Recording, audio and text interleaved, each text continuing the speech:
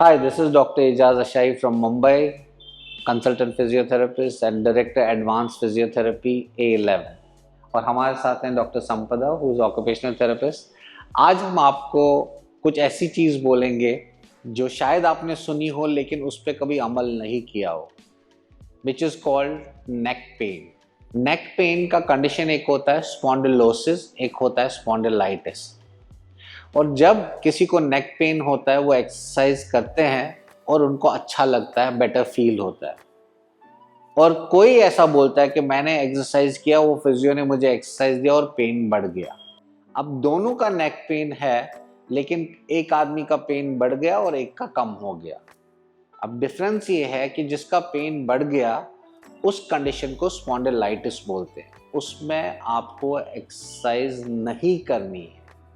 और दूसरे कंडीशन में जहां स्पॉन्डिलोसिस होता है वहां सिर्फ एक्सरसाइज ही हेल्प करती है। तो ये आप याद रखें, जब भी आपको नेक पेन हो पहले चेक करना चाहिए ये स्पॉन्डिलाइटिस है या स्पॉन्डिलोसिस है। अगर स्पॉन्डिलोसिस है, डिजेनरेशन है, उसमें मस्कुलर स्ट्रेंथ एक्सरसाइज करना जरूरी है। जहां स्पॉन्डिलाइटिस है वहां आपको रेस्ट देना है नेक को, और जो मेडिकेशन लेनी है, कंजर्वेटिव ट्रीटमेंट फिजियोथेरेपी का लेना है, उसको लेके उसके बाद एक्सरसाइज करेंगे। और सबसे बड़ी चीज़ जो होती है, चाहे वो स्पॉन्डिलोसिस हो, स्पॉन्डिलाइटिस हो, हम डायरेक्टली स्ट्रेंथनिंग एक्सरसाइज पे चले जाते हैं। नहीं, हमको पहले स्ट्रेचिंग, फ्लेक्सिबिलिटी एक्सरसाइज नेक की करनी चाहिए, उसके बाद स्ट्रेंथ को बढ़ाना चाहिए। तो आज डॉक्टर संपदा आपको कुछ ऐसी एक्सरसाइज दिखा देंगी जो आप अपनी लाइफ में, डेली लाइफ में कर सकते हो, ताकि आपका ये प्रॉब्लम, चाहे स्पॉन्डिलाइटिस हो या स्पॉन्डिलोसिस हो, वो बढ़ना नहीं चाहिए। और इसके साथ आपको ध्यान रखना चाहिए कि आपका विटामिन लेवल जो D3 एंड B12 है उसको मेंटेन करें, क्योंकि अगर ये लेवल्स कम होती हैं तो chance of spondylitis, chance of spondylosis थोड़ा ज़्यादा हो जाते हैं। स्पॉन्डिलाइटिस मेनली उन लोगों में होता है, मैक्सिमम लोगों में, जो कंटिन्यूसली कंप्यूटर पर बैठते हैं और स्ट्रेन डालते हैं नेक के ऊपर।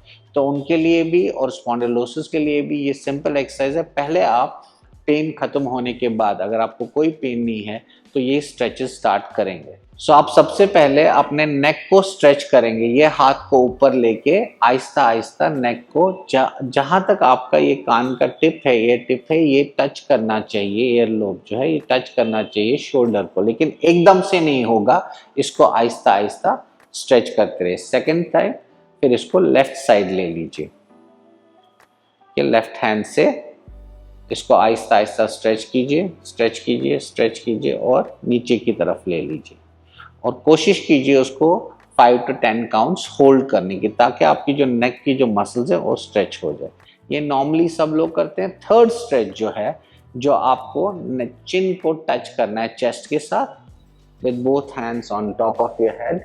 इसको पुल कीजिए नीचे, और ये जो आपका बैक है पूरा, ये पूरा स्ट्रेच होता है। स्पाइनल, जिसको न्यूरल स्ट्रेच हम लोग बोलते हैं, ये स्पाइनल स्ट्रेच पूरा नीचे तक होता है। तो जब भी आप इसको नेक को स्ट्रेच करें, चिन को टच करें चेस्ट के साथ, और ये तीनों स्ट्रेच को पहले करें। कई लोग आहिस्ता आहिस्ता बोलते हैं कि हम लोग पीछे की तरफ नेक को लेते हैं, तो उसको अवॉइड कीजिए, क्योंकि पीछे की तरफ नेक का कोई मूवमेंट बहुत कम होता है, तो उसको अवॉइड कीजिए, जिसकी वजह से कंप्रेशन आने के चांसेस होते हैं।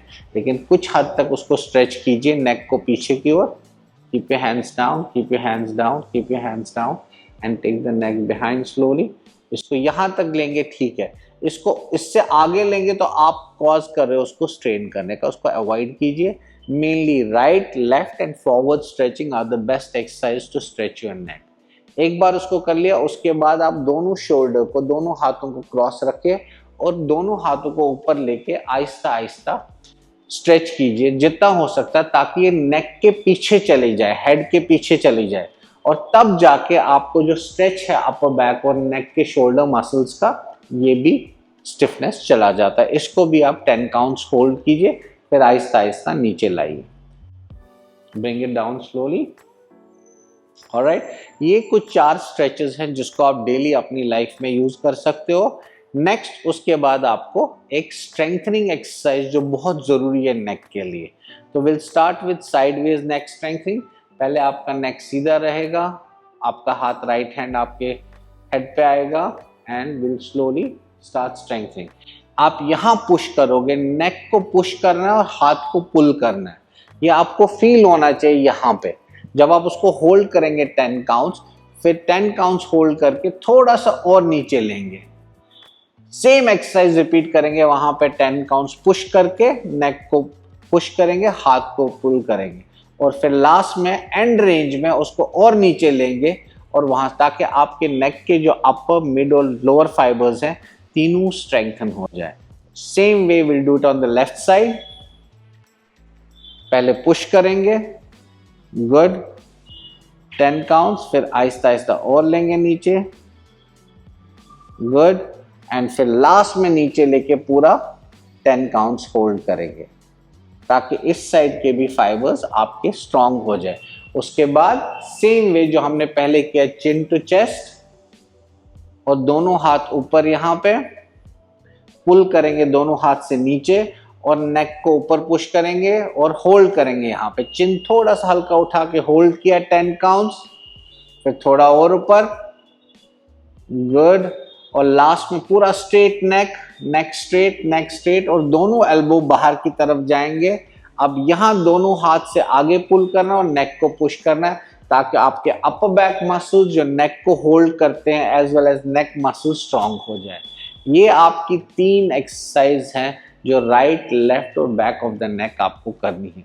और जो ही आप इसको कंप्लीट करेंगे उसके बाद वापस नेक को एक बार स्ट्रेच करेंगे, नहीं, नेक को वापस एक बार स्ट्रेच करेंगे, पहले राइट साइड में एक हाथ से, good, maximum, alright, and then left side 10 counts. और ये एक्सरसाइज जो मैंने आपको दिखाई, जो आप दोनों हाथ से होल्ड कर रहे हो साइड पे, आप कभी भी दिन में कर सकते हो। जब आप कंप्यूटर पे कंटिन्यूअसली बैठते हैं आधा 1 घंटा, उसके बाद एक लैक्टिक एसिड एक्युमुलेशन हो जाती है मसल फाइबर्स में। तो अगर आप उसको रिलीज नहीं करेंगे, ये आइसोमेट्रिक एक्सरसाइज है जिसको हम लोग कॉन्ट्रैक्शन बोलते हैं, जिससे हम लोग होल्ड करते हैं, होल्ड एंड रिलैक्स बोलते हैं, जिसको मेडिकल लैंग्वेज में आइसोमेट्रिक एक्सरसाइज बोलते हैं, उससे जो लैक्टिक एसिड वहाँ से रिलीज होता है और आपका स्टिफनेस फ्री हो जाता है, आपका नेक फ्री हो जाता है। So these are the basic exercise for the neck. These are not the advanced exercise. These are the basic exercise जो हर इंसान को normally every day करना चाहिए ताकि आगे चल के ये प्रॉब्लम्स नहीं हो, जिसमें आपको किसी जिम की ज़रूरत नहीं है, जिसमें आपको किसी अलग टाइम की ज़रूरत, या आप टीवी देखते देखते भी कर सकते हो, काम करते करते भी कर सकते हो। इसमें आपको सेपरेट टाइम यूज़ करने की ज़रूरत नहीं है ताकि आपका प्रॉब्लम कहीं ना कहीं, ये इश्यूज जो स्पॉन्डिलाइटिस है, स्पॉन्डिलोसिस है, ये आए नहीं। तो इसमें विटामिन D3, विटामिन B12 याद रखिए। और अननेसेसरी अगर आपको अगर पेन है, शूटिंग पेन हाथ में आ रहा है, तो आप ये एक्सरसाइज ना करें। आप सबसे पहले अपने फिजियोथेरेपिस्ट से मिलें, अगर ऑर्थोपेडिक सर्जन से मिलना है उनसे मिलिए, लेकिन चेक करा लीजिए, उसके बाद ही ये एक्सरसाइज स्टार्ट कीजिए। Thank you.